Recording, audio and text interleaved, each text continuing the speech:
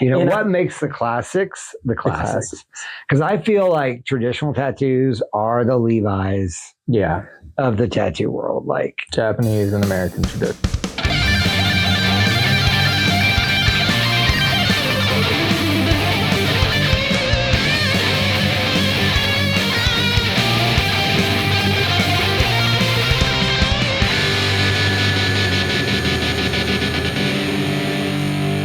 Alrighty, welcome back, everybody. New episode of the Not Famous podcast. I believe this is number 20. Big Bente. Is it, or 19? I think it's 20. Fuck yeah. I think we're on the big, The big I think 2-0? it is. Actually, here. 20 to infinity? If you guys don't care out there in viewer land, I'm just going to do a quick double check on my YouTube account. Sorry, I was just gulping like a motherfucker. It's like 85 degrees right now in Denver. We're breaking records out here. Yeah, I heard we're about to be annexed by California. We're all one. Because of our weather. Sorry, guys, we don't have enough water for you. Vegas. You guys are going to have to fend for yourself this year. Yeah, 20. 20. 19 was with Bethany. Thank you.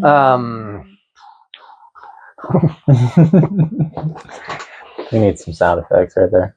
We are going to be moving forward with more guests. I know we said that before, we had Beth on the show last time again. But we got some folks in the pipeline. Yep. We were going to do a guest today, but we kind of I think we both just got away from us. But anyway, we do have a good show. I feel like today we're going to discuss pitfalls of following trends. Yeah, buddy. And that's with several different companies, industries, tattoo for sure, but life in general. Just life in general. It kind of bleeds all over the place, right? For sure. Following trends. Yeah. What's your stance on following or setting? Oh, gotta be a trendsetter, baby. I always lived by, I heard in like 6th grade, it was like, why try to fit in when you can stand out? And that really probably was low-key a little bit of a pitfall in life. I'm not gonna lie. Yeah. It's going against the grain is never. You definitely. I don't advise going against the grain, to be honest. If you want life's hard enough. Life's hard enough. We've all met those people that you're like, damn, man, they just can't get out of their own way. You know, Yeah. It's like everything. You know, and I understand. Like, there's definitely something to be said about advocating for yourself and doing what's right, but at the same time, I feel like some people just go against the grain to just go against the grain. Even if they agree with the grain, there's like, fuck it, I'm just going to be me or whatever. And I think that can get you into some sticky situations, relationships, life, career, whatever. It's just, that's a really good, like the whole why fit in when I can stand out thing is a great like mantra, I'd say, but there has to be like goals within that. And we're not just talking about like fashion and how you present yourself, because obviously do you as you should, but I don't think it's right to just disagree for the sake of disagreeing. Like, we should have a common goal we're trying to achieve and play devil's advocate, but I'm not going to just disagree with you just for the sake of disagreeing. That doesn't make a lot of sense. That's when we can't get out of our own way. Yeah. If you're disagreeing, even though you agree, but you're just being a dick or whatever, then it's dangerous and it's kind of stupid. It's not like you're not a good teammate at that point. Right, you're not easy to work with. And that's going to bleed into who wants to work with you and how far you're going to be able to bring your barbershop, your tattoo studio, your whatever, paint and sip place. I don't know, like any facet of really business. Yeah. One example I just kind of thought of with like pitfalls of following trends, right? Like back 2020 when the pandemic came on, like a lot of companies out there for the first time, and many of them were delivering alcohol, delivering food, delivering, you could get mixed cocktail drinks to go at your favorite restaurant or whatever. But I think my comment would be more with the delivery piece of it, because like back then that was a good business. People used it. People like, I'm sure the people that were delivering your groceries or delivering your alcohol from the liquor store probably earned a good buck, you know? Definitely. But now, 6 years later, our economy is not great. Right. And are those companies now suffering? Right. Because I know people are less likely now to get their groceries delivered or take advantage of any of those delivery stuff that were basically born during the pandemic. Like the business model, it was relevant then, it worked then, it's not working anymore because the circumstances of life are different now. Right. And yes, like following that trend of, oh, they're doing it down the street, they're making their bills, we should do that too. Yeah. You gotta know when to fold. Yeah. It's just like 100%. You gotta know when to play your hand and when to fold, and that model isn't gonna work forever. And going into tattooing and following trends, I mean, as a traditional artist, I know why I tattoo in that way. We've all heard bold to hold and whatever. Like, I can just be like, it's worked for 100 years. That's why I do it. Probably going to work for another 100. But as a realism artist, a painterly artist, you've had to trial and error, right? In the beginning, I'm sure it was different than it is today. And I don't want to say it was ever a trend, but it was something that was new, and artists had to figure out how to make it work to have longevity. Yeah, that's a great point, right? Like at the start, I know I've reworked a lot of my earlier tattoos when I was first trying to get into that style, because there just wasn't a lot out there on it, and it's not as cut and dry as like a solid line and wall-to-wall color, So anyone that did that style, or at least started doing that style, like even like 8 years ago, they were had to be a little bit of an innovator on some levels as far as how to get it to look good in another 8 years or 10 years. Right. And only now are we starting to have that time to see. And that's really what just trends in general, as you see with fashion, music, film, photography, tattooing, the things that work recycle, right? Like whether it's baggy pants or I don't know, just really anything. Trends happen. Sometimes we find out down the line, that shit was not.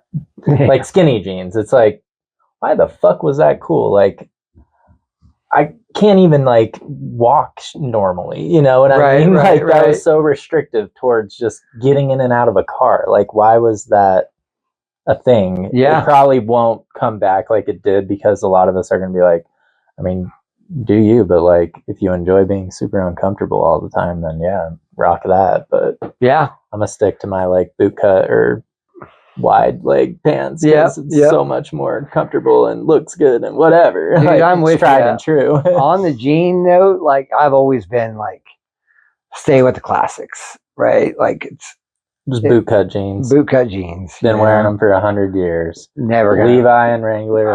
I don't buy skinny jeans. Had a brief romance with Jinkos. Oh yeah. But who didn't? Right, and those are coming back.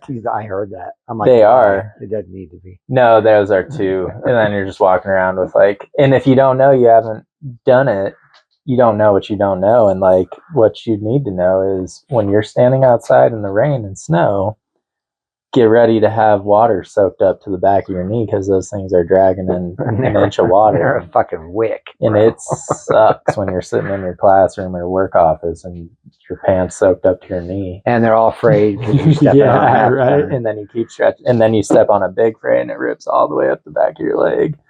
And now you got this like parachute thing just flopping in the wind. And they don't look good. Just let it die. Just... Well, going back get to you some 505 Levi's, you know. Levi, Wrangler, a lot of the big companies that have been around for 100 years, they keep making the same shit and they keep making money. They don't follow trends. They don't give a shit about the outside noise and what's cool and the rhinestones. And you just think of companies like Ed Hardy, which like I love Ed Hardy as a tattooer. I'm just not into wearing like rhinestones all over my clothing and whatnot. And it's trendy. It was trendy 15 years ago and it's trending again. And that's cool. But there's a reason why it fell off. Oh, yeah. For 10 years before people were like, oh, those are kind of cool. Maybe I'll do it. And then if you get enough people with some juice, like Machine Gun Kelly did an ad for Ed Hardy, and he's been pushing Ed Hardy like crazy hard this year. I'm not an MGK fan or anything, but I'm culturally aware enough that I see him pushing those clothes, and now I see people coming into our shop wearing it or at the mall or, you know, wherever, and it'll die again because it's just not... I don't know. Yeah. No, have you ever had a favorite? I don't know why things die, but they do. Yeah. I mean, that's kind of an interesting thing to explore, like why some things die, whether those are fashion trends or tattoo styles or whatever, but like, and some don't. You know, what makes the classics the classics? Because I feel like traditional tattoos are the Levi's. Of the tattoo world, like Japanese and American traditional. They don't. The Levi's. They don't change. They don't evolve. They don't do anything to try to encompass any new. They are what they are, and it's a tattoo. They'll always be cool. And they'll always be cool. Traditional tattoos have always been cool, and they will always be cool. And I think like tattooing, yes, there's a little more room for innovation. Like I wouldn't go as far to say that like there's no innovation because it just comes down to the design. Well, different subject matter. Yeah. But when we're talking true, let's say American traditional, like there are people out there that are like, shouldn't have more than 4 colors. That's not true American trad. Now we're getting into the neo trad world. Also, it just like, who are you talking to, I guess? Because to me, like an American traditional tattoo is a bold tattoo with 60% black and a limited color palette. I'm not going to say like you got to only use red and blue and yellow ink and black. Like, I guess that's like the truest form, but right. Because that's what they all they had back then was before orange and yellow or orange and purple and those colors came out in the 80s or whatever. I don't know, but it's continued to be used because it works and because it's cool. Right. Same with bootcut jeans. They always look good. You can wear them with like cowboy boots, flip-flops, sneakers, leather jacket, button-up t-shirt. Like that's why I always wear bootcut, that like because I wear all that everything. Footwear. Yeah, I wear flippies, I wear tennies, I wear boots. It's a good staple piece that just it's like a black tee.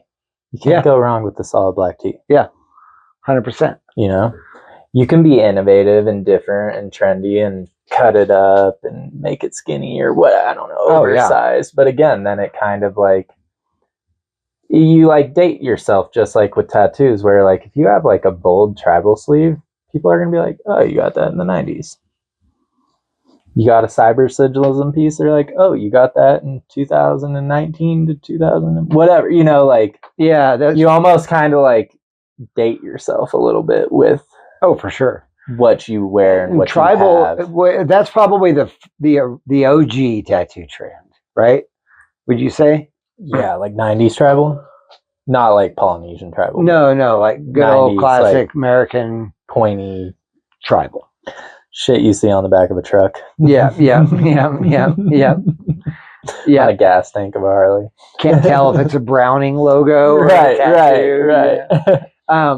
That was probably one of the first like big mainstream tattoo trends, I'd say.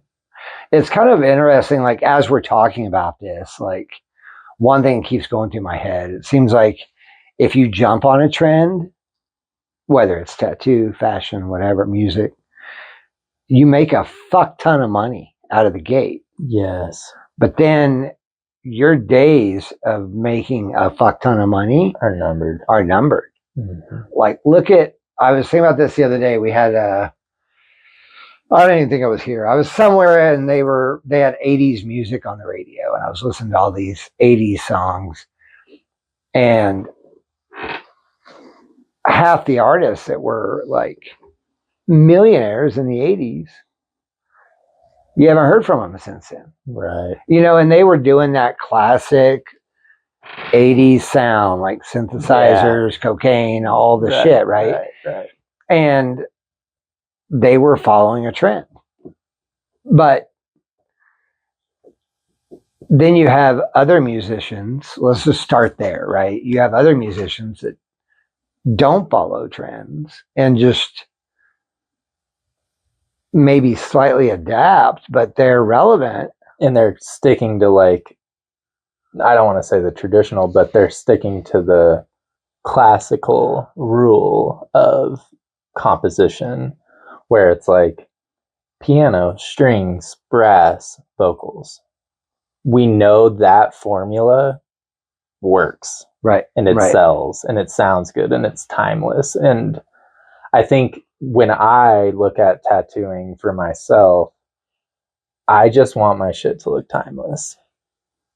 Black and gray realism, traditional. To me, you don't know what era they got it in. True. It's just a good tattoo. You can read it from across the room. I don't see, my thing with tattooing is like I get really scared to innovate and do new things, new trends, because it takes 10 years to know what works and what doesn't. Mm-hmm. And for me, as a service guy providing a service, I feel like I'm kind of doing someone a disservice if I'm like charging them full pop and doing something I don't know if it's gonna look good down the line. If it's free, hey, I'm trying to try some new things. I saw this new style. I want to try this. I'll do it on the homie that I can like have him come back to the shop whenever to fix it up. And I'm just kind of doing it on the low or free. Like, that's cool. But like when you're flying people in or they're spending tons of money, I don't think experimenting with a new style is a good business practice. As like I think human thing. You should be tattooing what's tried and true at that point. If you're charging full pop. And like, because I was telling Katie yesterday, I'm like, I just have a client that like everything I do and everything she asks for, she wants it 200% smaller than it should be, but still wants to retain detail. And I can't tell you how many times I've been like, it's not going to heal well. It's not going to look good in 5 years. It's definitely not going to look good in 20 years and however long you live. She doesn't care, but I'm also like, I know it's your tattoo and you're paying for it, but it's like my reputation. I told Katie yesterday, I was like, I mean, if you want her as a client, like I don't even know if I want to tattoo her anymore because like it's kind of shitting on my name a little bit, and I'm just like not in the business of like putting shit work out in the world for someone that knows nothing about tattoos and doesn't want to listen to me. It is our reputation at the end of the day. That's a solid point, man. And like, it sucks when you need money and stuff, and it's like, hell yeah, I want to make some money today, but also do I really want to do it at the cost of like my reputation as an artist? Like, I don't tattoo for tattooers like props and respect, but I want props and respect, and I will try hard to like gain that from my peers. And listening to my clients that know nothing about tattoos and are forcing me to do something that's trendy or whatever, I'm just like, I just don't know if that's for me. Yeah, like that's a perfect story actually to kind of like move the conversation a little bit because like when she's asking you to do those tattoos and you know they're not going to look good in 5 years, so you know they're definitely not going to hardly be recognizable in 20, but making money is pretty fucking cool too. Yeah. Like you probably view it, or it could seem construed a little bit as like a sellout moment. Right. And like a lot of those bands we discussed earlier from the 80s, that's actually what happened to them. They may have been doing Some their dope own shit music that was before. more timeless and Yes. more like could stand the test of time. I think is a better way to say that. But they had some money. record company be like, boys, if you wear these crazy little red cone hats and like use this almost 90% only synthesizer, you're gonna sell out fucking arenas, crush it, you know. World tour. And then Devo was born, you know. But like, who knows? Devo might have been doing some fucking Pink Floyd shit or some Led Zeppelin shit out of the gate, but they did what they did to survive. Right. And that's like where subculture kind of comes in as a whole, where tattooing is mainstream today, but it truly is a subculture, just like rap and hip hop is mainstream-ish, but you still have people making rap and hip hop that hit the subculture, hit the true hip hop heads. Oh yeah, strong lyrics, just like good beat behind it. They don't need all that extra like electronic stuff to like sell out arenas. But that's a big part of the reason. You, as an artist, you find yourself at a crossroad, 100%, at a point 100%, in your career, 100%. Yeah, like, and it's like, who are you doing it for at this point? Who are you doing it for? Yeah. I had a tattoo appointment with another tattoo artist. I was getting tattooed years ago, and you know, during the tattoo, he's asking me like, just get to know you shit. But like, at one point, he was like, "What do you do on your tattoos? Like, what's your style? How do you like to work? Whatever." And at that point, I was doing a lot of my tattoos either freehand with Sharpies or just nothing. No Sharpie, no stencil, just Picture. Real live reference and going in and just building a tattoo just by looking at something, right? Mm-hmm. And sorry, our supplier came through. Solid State Supply. Hit them up. Solid They State. ship, they'll drive. They're awesome. Great. We like them. Good people. Good peeps. Good product too. They got it all. All right. But yeah, man, selling out, like at a point in your career, you just hit a crossroad, I think, whether you're a fashion designer, a tattooer, a musician. I mean, it always seems to, there's exceptions, right, to every rule, but I think for the most part, it's a game ender for you. Mm-hmm. I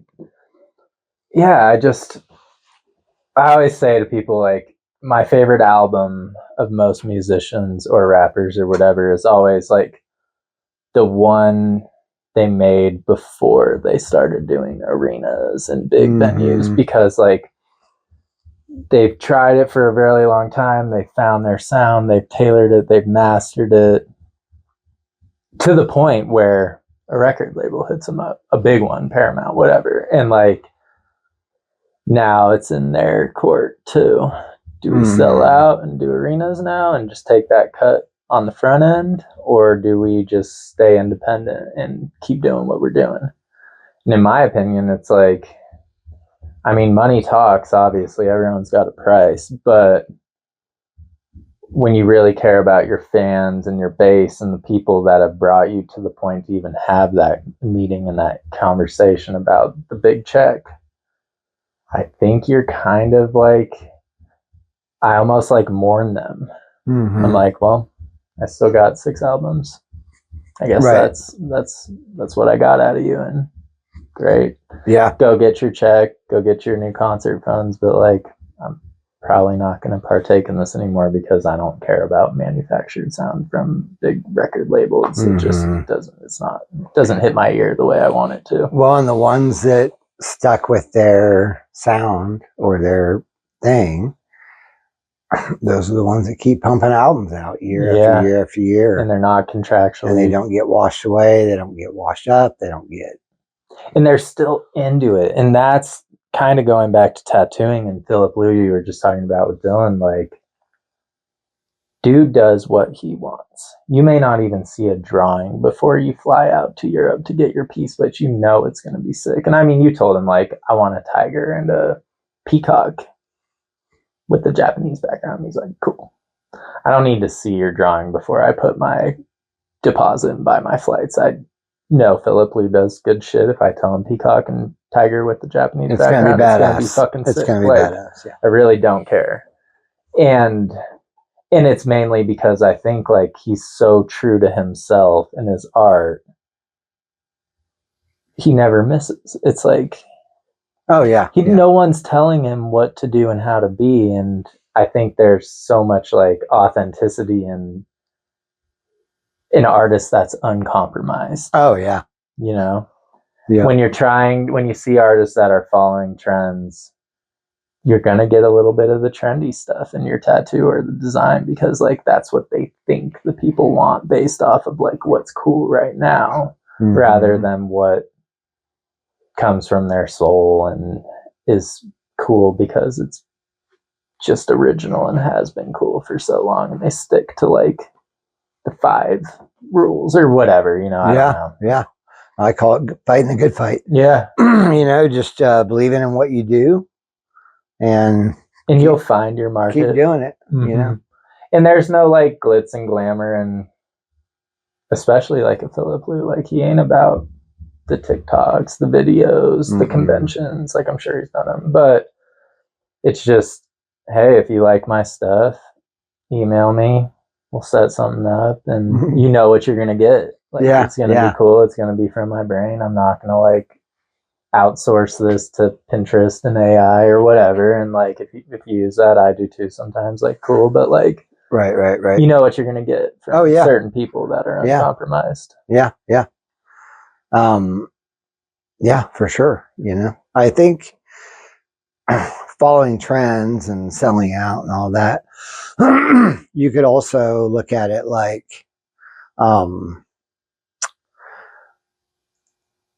maybe in this discussion, we could also kind of talk about artists that are kind of like Philip, but they don't have that same level of fame, you know, but they do want to be like, I only do this style, or I only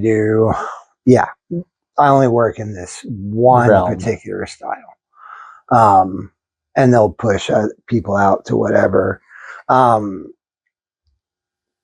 And I feel like that has a expiration date on it too. It definitely can, especially if it's not a popular style, let's say. You just reminded me of a post I saw the other day from John Nelson. You know, everyone has what they got to say about people that are famous on TikTok or whatever, but I think there's some substance into what he does sometimes, and a lot of the time. And it was like a client comes in, shows a picture of, like, some hyper realism, the glowing, like, neon face with, like, it looks like it's in a hallway with neon lights on it and shit. And then it had, like, a crown, and it was, like, ornate. It was mixing, like, multiple styles almost. And the guy's like, I really want something like this. And then it's a skit. He goes to the bag, draws it up, brings it back. The guy's like, that's really cool, but, like, I was thinking something more like this. And then he goes back and he does it. They do that 3 or 4 times. And then eventually the guy's like, that's really cool, man, but, like, can you make it like this? And he's like, who did that? And they were like, blah, blah, blah. And he goes, why don't you go fucking see them? But for real, though, you know what I mean? Like, if you find some shit, a tattoo online, and you're scrolling through their feed and you love a bunch of their shit, and it's, like, a very specific style that only, like, 10% of tattooers are even capable of doing, let alone doing, hit that motherfucker up. 100%, 100%. I mean, 100%. I just don't that's a whole nother thing of 100%. people asking artists to do other people's work. And it's like, dog, you came to me. Like, I'm not a fucking printer. No. And some tattoo look at my portfolio, look at theirs, and they're obviously nothing alike. Like, why are you seeing, I may be your tattoo guy, but like, there's also 10,000 of us in the world. Like, dude, I've had the opposite happen where they're like, they'll look at my Instagram or a portfolio, whatever, and they'll see with me mostly painterly, you know, and they're like, dude, I love your style. I love what you do. Or even if they were referred to me, that's when it's mostly happened to me in the past, is when they were referred to me by a client of mine. And they're like, dude, I love Josh's sleeve that you did. It's all like, looks like a painting. Sick. It's super sick. And I'm like, thank you. I appreciate it. What are you looking to get done? And they're like, here's a tribal rose that I want you to do. And I'm like, I actually had that happen with the tribal rose. And I looked at the guy and I was like, man, it's kind of crazy. Like, you just told me how much you love what I did and what I do. And then you tell me you basically want me to do the opposite of it. Like, nothing like my style. And you're like, you love my style so much that you don't want it. Right. Like, because like when you say I love your style and you have 100 pieces that are pretty similar in the regard of style, why wouldn't you just tell me you want the rose with thorns and let me draw it the way that looks like the 100 tattoos you just looked in my style? Not like a tribal. Right. Like, you're like, go scroll on my feed and tell me where you see a tribal piece. Yep.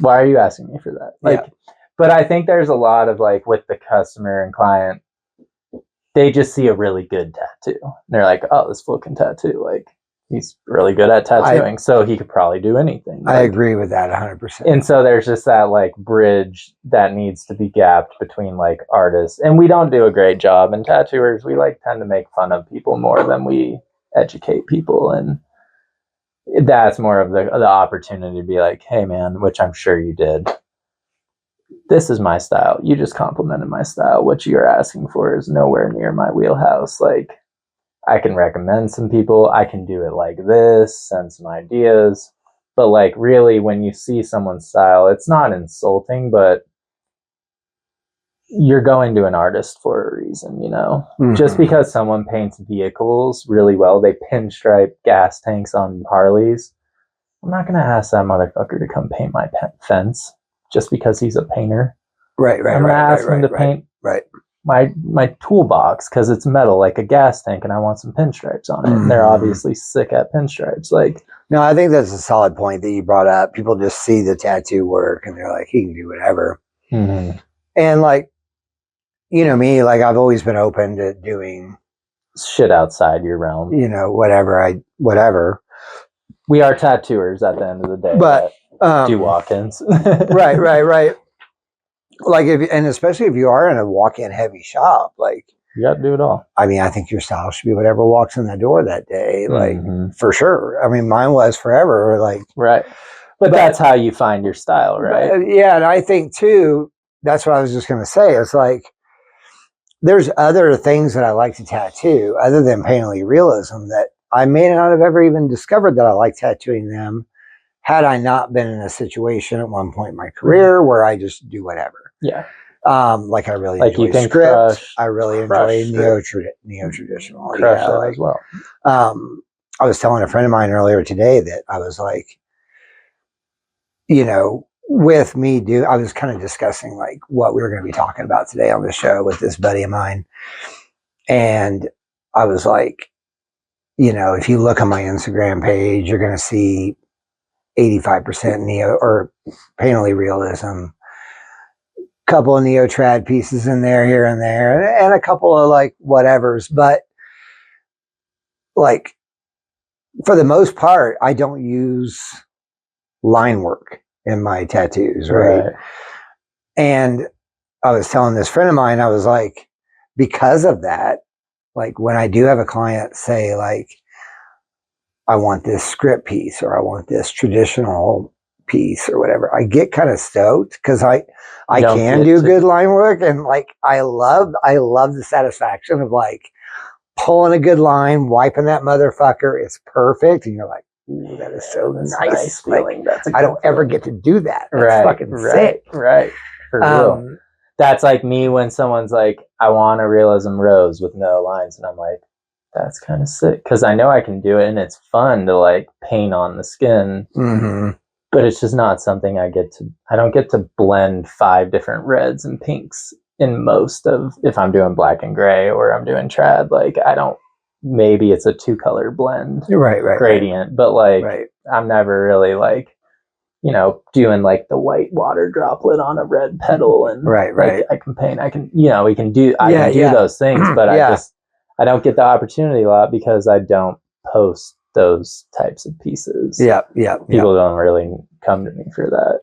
I mean, and that's a whole nother thing of like, I'm so like kind of anti trends that people get upset. Well, not upset, but I think people get sad when you don't post their tattoo sometimes because they're like, is it not good enough? What's wrong with it? Do you not like it? And I'm like, who gives a shit if I like your tattoo? Who gives a shit if anyone likes your tattoo? It's your tattoo. Yeah, but that's what I tell them. But I'm tailoring a clientele base. Not saying I don't want to do your tattoo and I don't like tattooing you. I'm saying this is the type of tattoo that I want to do and that I want to get better at doing. And so like if I keep posting those, people come to me for those, and we've talked about it. What you post is what you're going to get. Yeah, to you it's just an Instagram page. To us it's actually a portfolio. Yeah, like this is my career, dude. Only putting things in there, and that's why like I occasionally post a neo-traditional piece because I like doing those as well. That's why occasionally on Josh's Instagram you see realism peppered throughout because he likes doing it. But for the most part, I would love to be doing what I want. You're going to get a very traditional tattoo vibe off your Insta. You're going to get a very painterly off mine. But that's what, which is great for, I think, a customer who doesn't know us, who wasn't recommended to us, who finds us on Google or Tattoo or Instagram and like, hey, I'm at the point where I'm tattooed enough to know like what I want is what I want kind of deal. And I'm going to go to the person that's going to do a really good job and have a fun time doing it. So like if I want a fucking screaming eagle on my chest and like trad as fuck, I'm not going to come to you if you have all painterly tats on your page. I know you can do that, but I'm just going to go to the person that only does panthers, tigers, and fucking eagles. For sure. And mainly because it's like they can do this in their sleep. And I already know what I'm going to get. Like, literally, I've seen 50 on your page. Just give me one of those. Yeah. Like, fuck I got you. It's easy. It makes it really easy. I think us artists have made it really easy to, like, know who to go to, even though you've never met them. Mm-hmm. Then you're going in the realm of, like, hopefully this is a cool person because I'm going to have to sit with them for a long time and I don't know them or anyone that knows them, but roll the dice. I mean, yeah. It's a crapshoot when you don't know the artist. But if their work is fire online, like, or in print, like, you should be all right. Here's a couple questions for you. You spurred on kind of where you just took the thing. And they're kind of linked, but one, have you ever had a customer that when you first see them, let's say your first even like 5 tattoos you do for this person are not what you do. And arguably 3 of those 5, you're actually doing whatever they showed you on their phone. Right. You're just like, fuck it. Yeah. Like, whatever. And then after 4 or 5 tattoos that they got from you that are not what you do, then they're like, all right, dude, my next tattoo with you, I'm letting you fucking run it. Whatever you want to do, your style. Have you had that happen a bunch? Not a bunch. you're speaking the language I want to hear, but not as much as I'd like. But people have said, like, on that regard, I just want, a torch in your style, how you'd want to do it. They'll give me like a little parameter. It's never like, do whatever the fuck you want. I really haven't got that much from people other than my black and gray, like more Chicano style sleeves. People will let me get they're just like, I want like nature or city or car or whatever. And then I can like kind of build off freely of that. on that regard. But yeah, it's more like they give me subject matter and then they're just like, draw how you want it. Yeah. And it's mainly because after we've sat for 5 sessions, they're following me now at this point. We're saved in each other's phones. We're talking, reacting to each other's stories. They know me as a person now, and then I'll post a couple dope tats or whatever, and they're like, that's really sick, dude. Like, I never thought I wanted a black and gray trad piece, but like, kind of want something like that. I agree. I think that's what happens. I think it's more like it's like they know you as a person first, and they want to follow you on Insta, and then they're like, oh, this. Then they get to know you as an artist, and they're like, oh, that's sick looking or whatever. And then because we keep posting the same kind of style, and they're like, they just keep seeing it, and they're like, oh, I never thought I wanted that style, but like I've seen enough of it now to know that I think I want that. Well, and like you're their tattoo guy, and so they may get a little hookup because they're giving us freedom. Right. Hey, if you give me full freedom, like, I don't care if you say tiger, black and gray. I'm like, realism or trad, I'm gonna hook you up because I'm gonna have a really fun time doing that. Oh yeah. Like, 100%. And especially if it's big, like, you're gonna get even a good hookup. Yeah. So, because it's fun for both of us, and it's a portfolio piece, and I don't think I could tattoo for 30 years and I still think I'll do that. And if it's cool for my portfolio, like, I'm always going to give you a little love on the side. I do the same shit. What about, I'm just excited to put it out in the world. Have you ever been in a shop setting working as a tattoo artist and you see the fucking you see like the realism guy like brapping a fucking trad piece on someone, and you're like, I could fucking do some, like, why would you go to that guy for the fucking traditional thing or whatever, anything? Yeah, for sure. I felt that way. What about you? Yeah, for sure. Definitely. For sure. And I mean, like, in the shop, I guess I can't say it's all love for everyone, because there are people that I'll always be very respectful to coworkers and whatnot. But, there's always the people that kind of rub you the wrong way, or shit, almost fought people in the shop, other artists before, but, and it goes either way. We just don't talk much going after, or we figure it out. But, right. It's like,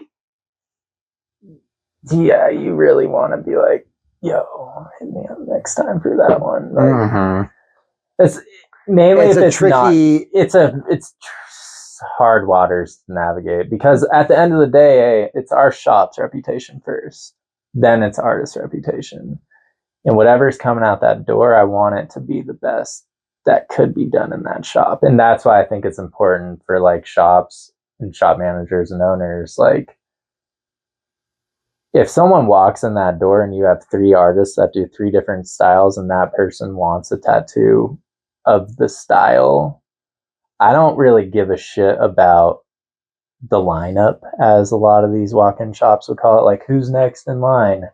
Nah, fuck that. Who's going to do it best?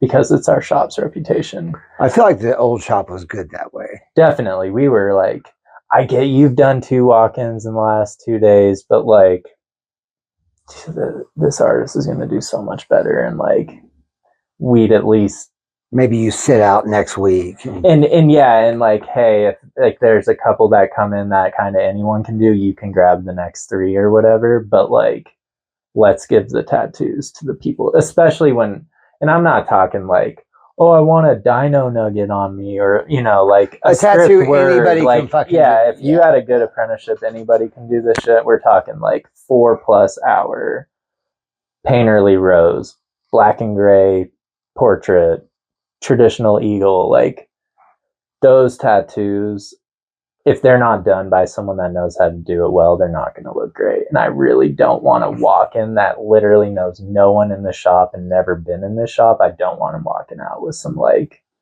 half-ass shit when you had an artist sitting right there that could have crushed it. Yeah, I mean, there's like, it's tough waters though. Also, I think stick to the rotation all fucking day for paw prints and script. all right? fucking like, day. No big deal. Anything everybody eats. Yeah, but like when it is a style of tattooing that they're looking for, that really requires like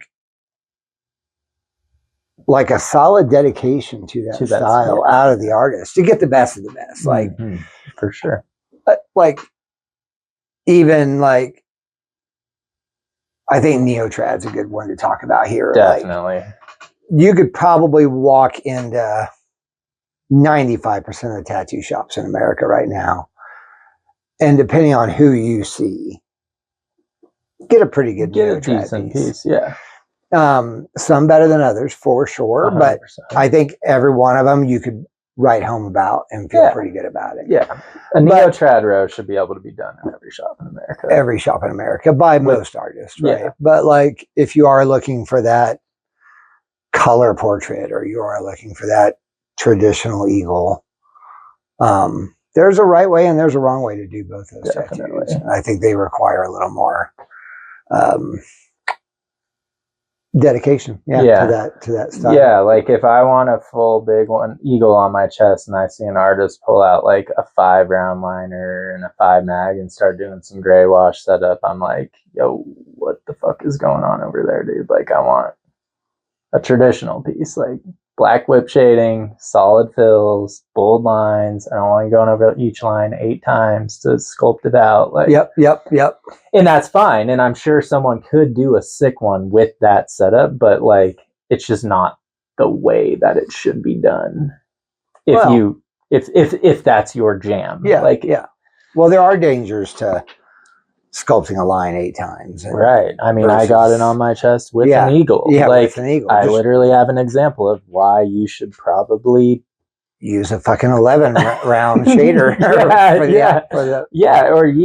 14 round liner, 11 round liner. That's fine. I don't care if you double pass a line. Great. But like the whole like painting a line in, we don't need to do the ocho. Yeah, I don't need. And then they're gonna start drawing like tons of lines in the drawing because they're not breaking it down to its simplest form. It all even starts at the drawing, right? Like if you bring the stencil out and it's got like 200 lines in a piece this big, I'm like, whoa, bro, like I want 50 lines, like, because you're gonna do really bold lines and they're gonna get close to each other, like so it all starts at the pre-plan. And like even for you with like the painterly realism, like there are like tall tale signs of just looking at a setup where you're like, this guy knows what he's doing, or like, oh, this may like be one of his first times doing it. And and I think that's something to look out for as I have clients people getting tattooed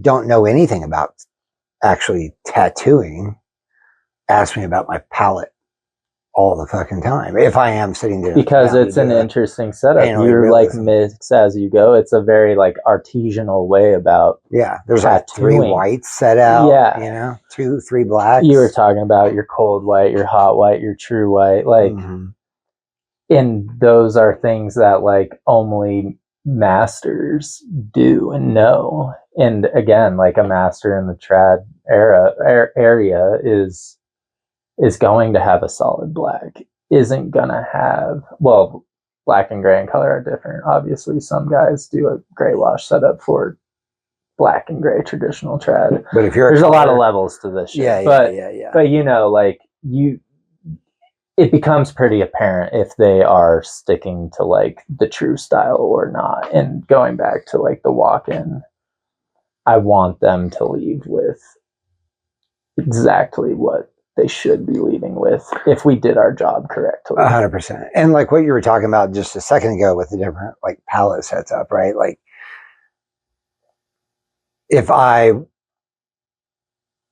your client comes in later and I see you setting up and I know it's a color traditional piece, I'm going to be like, why is there 5 gray washes, bro? Right. Like, why do you have white out? Or why do you have white out? Yeah. Like, you said you've got your palette because it's like color traditional, like the shading is fucking black, basically. Right. It's just maybe whipping. A little pepper on the ends, but it's not even then, like washed. a lot of traditional artists will have like, if you have a color rose, traditional rose, like 40% of the petals are black. And then a fucking half-inch fade into right of legit just a whip out, and it's still black hitting. It's just further separation where the needle right. isn't solid. Right. Now, if you were sitting down to do a black and gray realism piece, and you only had 1 ink cap of black, I'd be like, damn, you're a badass motherfucker. Yeah, like how the fuck are you gonna do the inner eyelid with solid black, dude? Like, you don't even have good for you. Yeah, that's what I was saying. I was like, you're true master. There's facts.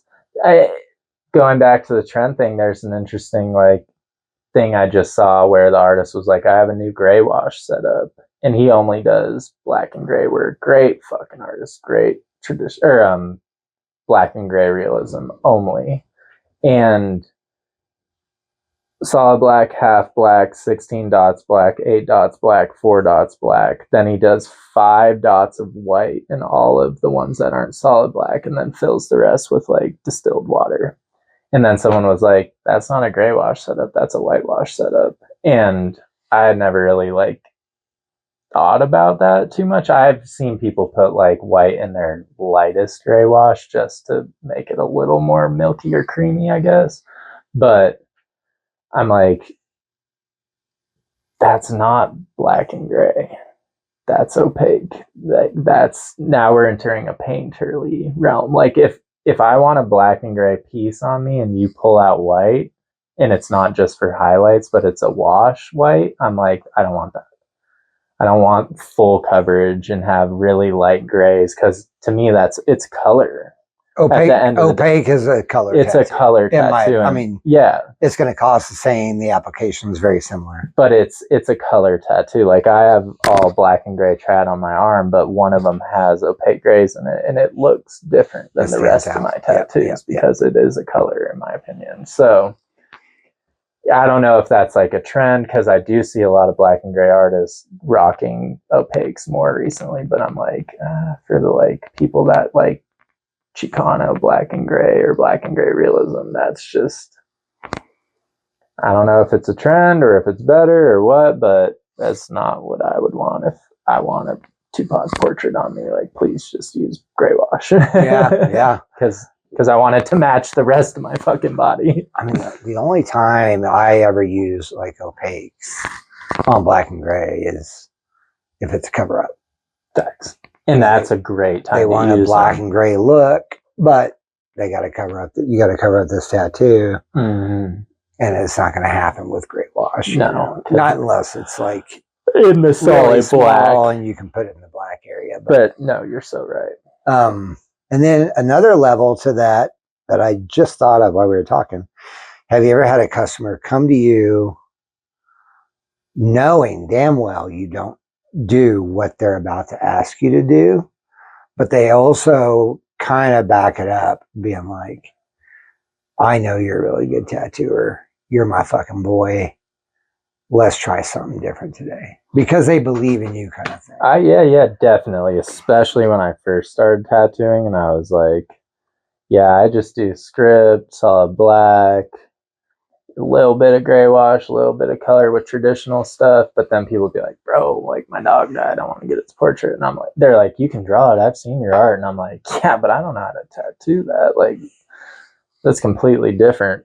But to now, with a decade of experience, I would say if someone said that, I would be like, someone else would do it better.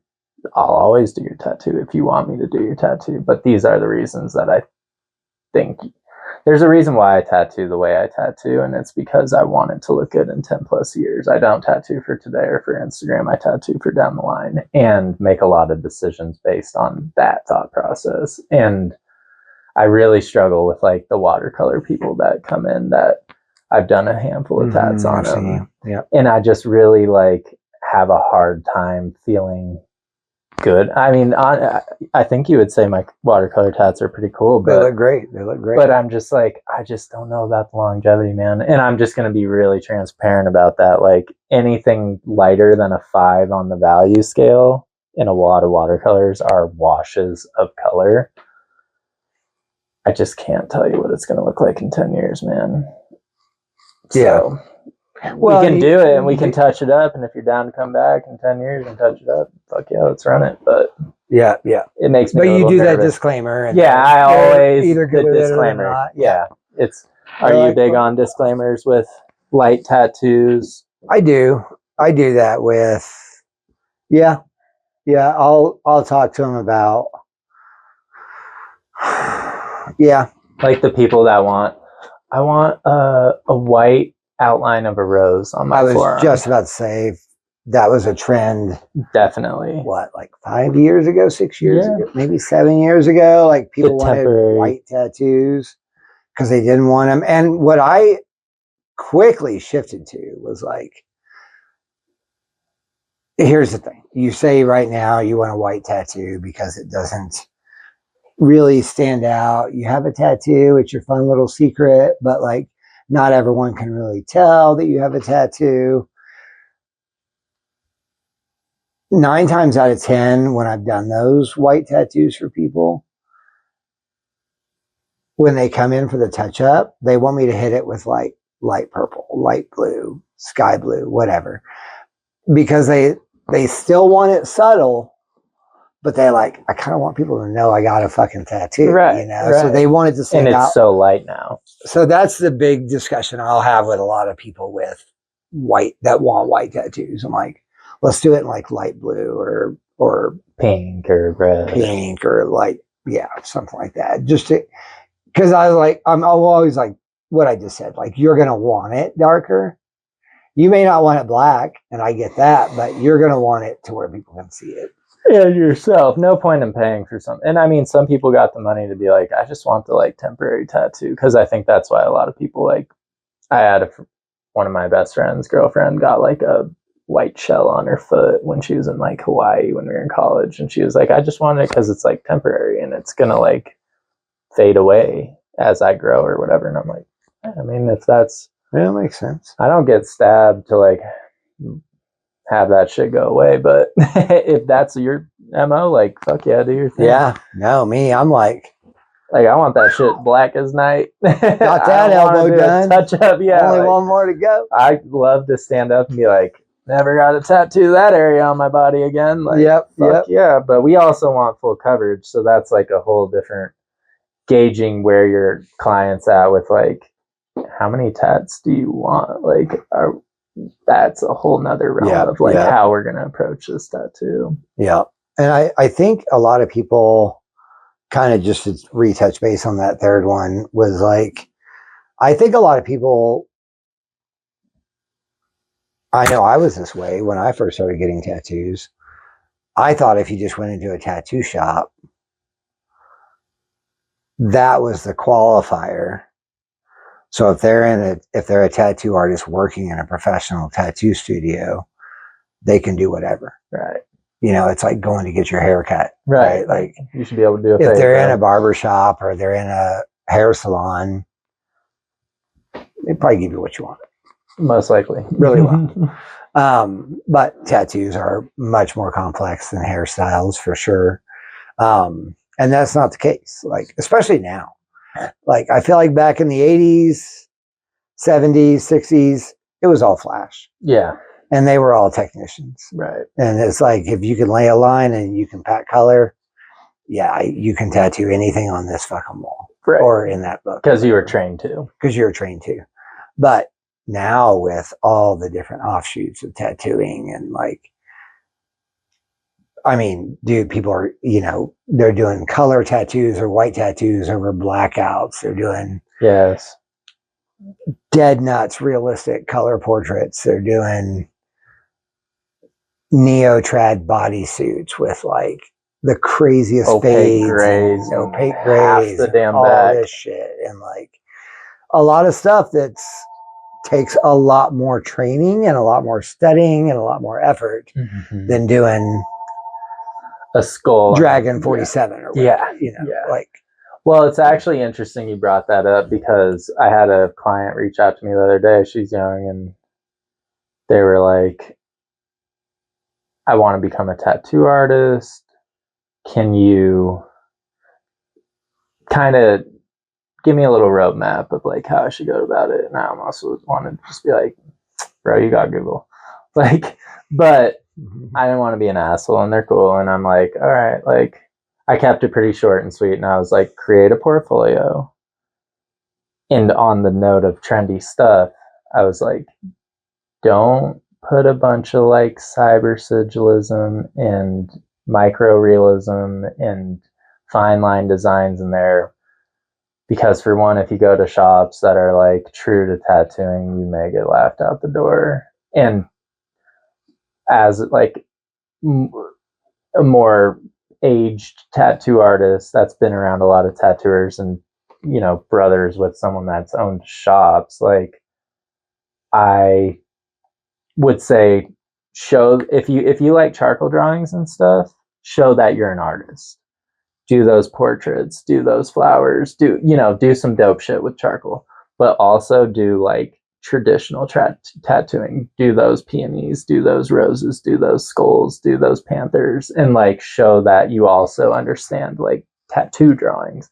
Because once you can like show that light source, shading, composition for your black and gray stuff, and then you can also like have a steady hand for lines, and then show you can do your black fills and color saturation, color theory a little bit, we can make you into any kind of tattoo artist you want if you have those two foundations, in my opinion. 100%. You could even just go straight trad and go to a trad shop, and they'll fucking love that shit, but they definitely don't want to see your fine line drawings, like, I promise you. And so I was like, just do your black and gray shit if you know how to draw, or just stick to trad, or do a combo of both. But like, that'll give you the best shot, kind of in the don't do trendy shit.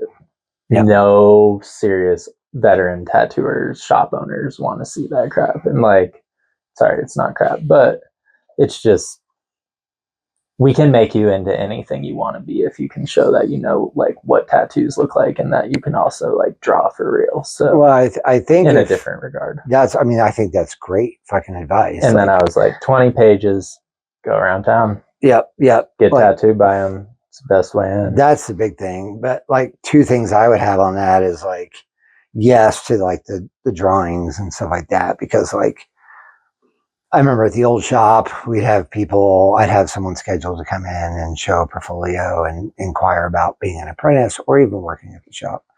And man, if I saw them lug that old school black leather portfolio out of their car, you've already at least got my attention on some, like, I'm going to take this seriously. I'm excited, look at your work out of the gate. Yeah. And then I think, to your point of like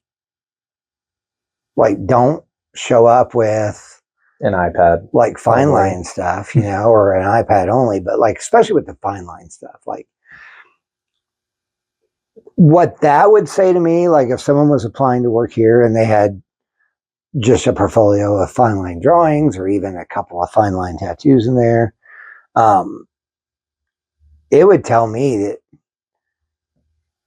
you have zero understanding about how tattoos work and longevity, right, and like what a tattoo actually requires. I completely, and honestly, after, I can't remember what her name was when she came into our shop and she had that like ballerina on her hip.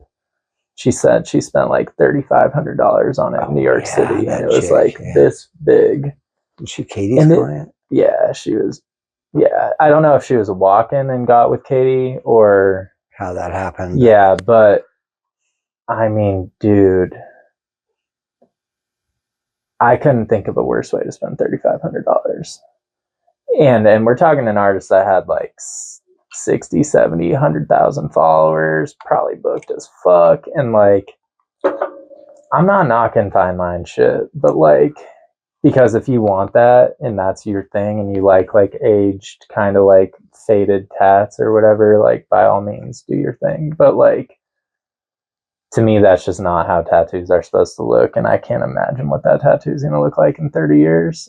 Hopefully she lives that long. But, you know, it's just, Yeah. I'm like, it's like you just said. I don't think you know the first thing about tattooing if, like, you think that's a tattoo.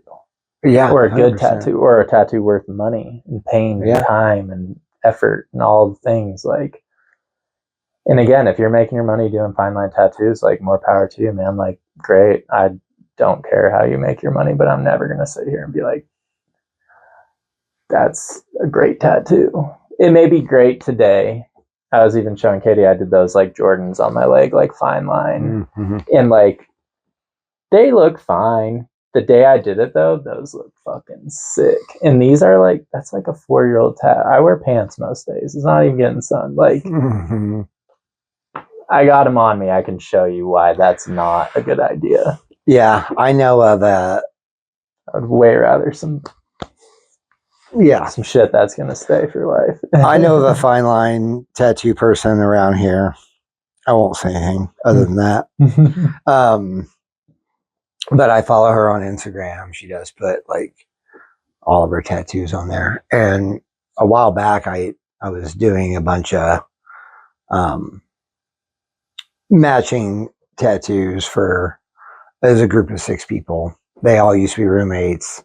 And they were getting different versions of the numbers of the address that they all lived at. Okay. To kind of like commemorate their friendship and stuff like that. Yeah. And one of them had gotten 3 or 4 tattoos from that fine line artist that's around here. Well, whatever. Yeah. Front Range. And I remember seeing a lot of those tattoos on their Instagram when they did them, and they looked pretty good. Right. And then, you know, this is like the one girl in the group had, again, like 3 or 4 of those pieces that I had seen posted when they were new. And yeah, they were like missing lines and like some are blown out here and there and like super small. And one of them was like pretty unreadable, and they're not even a year old. That's what I'm saying. So that's, again, and like that's applicable, right? Because like that's probably the biggest new trend in this industry is that's fine line, really taken off. Fine line tattoos. Like people are fucking wild about it. But it's and then I feel like there are a big number of those like social media influencer tattoo artists. They do all fine line. They charge $3,500 a fucking day, 2 hours or whatever. and their shit looks pretty good out of the gate, but yeah, like within a year it's junk. And some looks like fucking amazing. Like some of that micro realism shit, I'm like, God damn, you are so talented with your eye and hand. Like, I'm not taking away from the artists themselves, but like, skin is a living organism. Yeah, that's our canvas. That's what we're dealing with. Like, yeah, you're fucking amazing at art and application, but like, again, it's not on a piece of paper. Like, I even, this girl, she's from South Korea, fine line artist, does micro realism in color too, and she does those ones where like people have like script and it's super fucking blown out and unlegible, and then she goes in with the 3-round liner and does skin tone around the blowout and then relines it with the 3-round in black, whatever. She did one on someone's finger, and I was like, healed pics please, winky face, in the comments, because I'm just like, I'm so against people fucking ripping people off and making them think shit's real. Like, what you see online is not fucking real half the time. And like, yeah. I got it. Some fight the good fight, right? So I'm like, I'm not trying to knock you as an artist. I'm just trying to like save people from wasting their money and flying to fucking Korea to get some bullshit. And she commented back like 2 nights ago, 2 weeks later, and she's like, healed pics are in my bio under my portfolio, whatever, or under my like bio pic and profile pic. And I was like, okay. So I like go to check it out. This lady's got fucking 100 that you could click through the little stories to see her healed pics of shit she's reworked. Every single one of them. 1 month later, 1 month healed.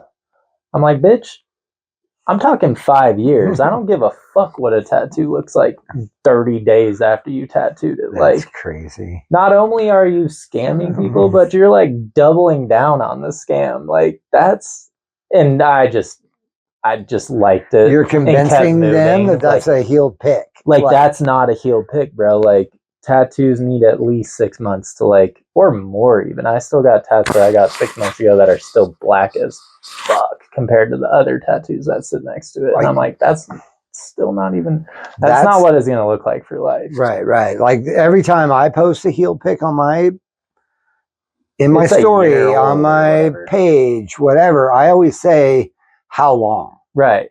And she did. She said 1.5 months, but there was nothing after 1.5 months. And I'm like, I mean, okay, cool. Like it kind of held up. It still kind of looks shitty in my opinion, if you're asking. But like, again, when you're putting flesh tone over a blowout,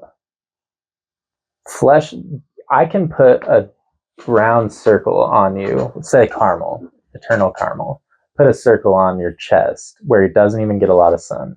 In 5 years, that caramel thing is going to be like 4 shades lighter. We already know light brown doesn't hold like for a very, very long time. It's darker than the skin, but it's not what it looked like day 1, week 1, month 1, month 6, whatever. And so like you're not even really showing people like what that, because yeah, I got this tattoo 15 years ago. It's looked like this for 13 of those years and hasn't changed much, but the first 2 years it was very fresh and nice looking, and now I got what I got, and it's going to look pretty similar for the rest of my life. But I think it needs 2 years in the skin before we can really start like dissecting. Ooh, should we use darker? Like now I use brown instead of caramel in my faces for trad pieces because I want it to be caramel and I want to use caramel out the gate, but I know how light caramel gets. So I'm like, I'll just use brown for the first 2 years. It's going to be way darker than you want it to be. But from year 3 to year 60 is going to be caramel. Yeah. So let's use that brown today. Yeah. Or seeing what it'll look like in the future. And people get a little like, damn, that's really dark. And I'm like, I know. But just go on a couple vacations, get some sun, like live your fucking life. And I promise it'll look the way you want for your whole life rather than 1 year. Rather than the first 2 years or 1 year. Yeah. Yeah, I try not to post any healed pics until it's at least a year old. Like, and I mean, minimum. And that's a good, even 8 months is like I get more, I'm more psyched on like, did this tattoo 5 years ago? Looks pretty much the same, or that's whatever. Rad. That's like, when you know you're doing a good job. That's when it's like applicable to do a really applicable to do a heel pick. 100%. It's been 5 years. Like, and I mean, lines after 2 months, throw up a heel pick. Because those lines, you're going to know the second that tattoo peels if that line's in there too deep, just right, or not deep enough. Right in the first 2 weeks, you're going to know that. 100%. So, like, if you're posting healed line picks or ornamental where it's just black, like, yeah, by all means. Yep. Your 2 month pick, that's valid. Yeah, for sure. But your fucking 3-round liner with skin tones covering up a blowout, I'm going to need a couple of years. Right. 30 days later. Or the micro-realism lion on the finger. Like, show me that in a year, bro. Yeah. I don't, with the opaques in there to hold the tattoo together. It's going to look like skin cancer. I'm like, you're going to look like you got laser tattoo removal. It's going to look like moldy cheese. Yeah. Yeah. It's just going to look like a blob of black. Yeah. So. Be Yeah. careful of what trends you follow, my friends. Yeah, like, I mean, trends are trends for a reason, Yeah. right? They come and go because they like, maybe it's a good idea out of the gate, or it sounds cool, or it looks cool when it's brand new. But then there's a reason the old masters didn't just out of the Stray gate too start doing far. fucking paintings or shit. Like, they were like, we know the capabilities Of their hand of and their fucking ink. the substrate that we're working on, the ink that we're using, their hand, the machine. And they, like, there's a reason why, like, classically speaking, your job is to take an image and make it into a tattoo. That's how traditional was born. And it needed to be dumbed down. Yes. And even now, like, I feel like a lot of the tattoos that are valid styles now probably started off a little bit as a trend. For sure. But they molded those styles after traditional, but they just got that line work a little bit different of a way, or they gave it longevity in a different way. But at the core, it was still the principles. You need a good structure to hold it together. It's like architecture mixed with art. Right. Like, the best example I can give of is like realism, right? Like color realistic, especially like high contrast, deep shadows. And that's what's going to hold that thing together. And that's why it's not like a fading trend, because it works if you do it right. Like, you don't need lines, but you need contrast and dark colors to hold the light colors and the form. Right. Just the form of the damn thing. I wonder what happened with like tribal, because it's got the bones. Fuck yeah, it does. I mean, it arguably is like trad is bold to hold, right? And that's tried and true. Tribal though, like, that shit ain't going nowhere. Like, that is from day 1 to day 10,000 is probably the most truest form of the original. Yeah, but I think it's like the OG tattoo trend. Oh yeah. Oh, I that kind of came and went. Yeah. Like, it was wildly popular. Wild. And if you were anybody back then, you at least had the like little one. Oh yeah, those shits are so funny. Yeah. Like, I like a tattoo, but I don't want the sleeve. Just give me the little baby, like tribal question mark. like, Hawaiian exactly. thing. Exactly. Like the tribal tattoos. That's kind of funny to break it down like that. It's like, it will hold and it will look the same. It's not like a fine line trend or anything like that. But I guess it's just like, we can do better than that. Yeah. And that's where I like ornamental, which is like much older, because it's like an off branch of like Polynesian, more like Malaysia kind of, or Cambodia area. And they took that like to a whole nother level of, instead of doing shapes and lines and curves, they're more like, we do like flowers and like mandalas and things like that to give it a little more art forward. Like the tribal rose that guy showed me. It's still, you know what it is, but you'll always know it's a rose. Tribal aspect to it. Bold, solid blacks and shapes making up an image. And I think a full bodysuit of that actually is one of the coolest, because it really just, you could be 140. You've seen that girl that tattoos in the forest. She's like 106 years old. Her whole entire body is covered in ornamental, and like, you can still, she's 106 years old, bro. Her skin is like paper leather. And like, and it's still like, you can see like, that's a peony on her hand or whatever, you know? Yeah. Damn, bro, like, it's amazing. It's held up, and that's why that's way still going, like, and it won't ever go away as far as I can see, you know. Yep. So yeah, man, I think we're at time. I think we're getting over, but a little bit over. It's good. Yeah, like Josh just said, like, you know, pick your artist appropriately, pick your styles appropriately.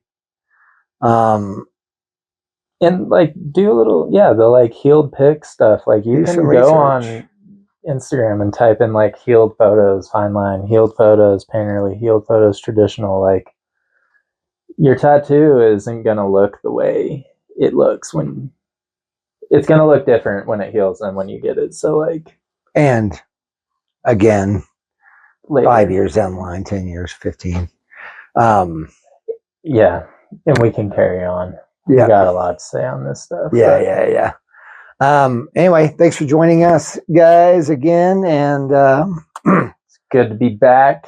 Good to be back. If you have any comments on this sort of thing. Yeah. Experiences. Throw some healed pics in there if you got any. Yeah.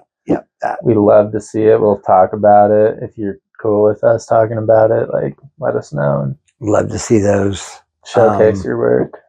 Other than that, you know the drill. Like, subscribe, share, follow, comment, and all that. We will see you in 2 weeks. Love you guys. Love you.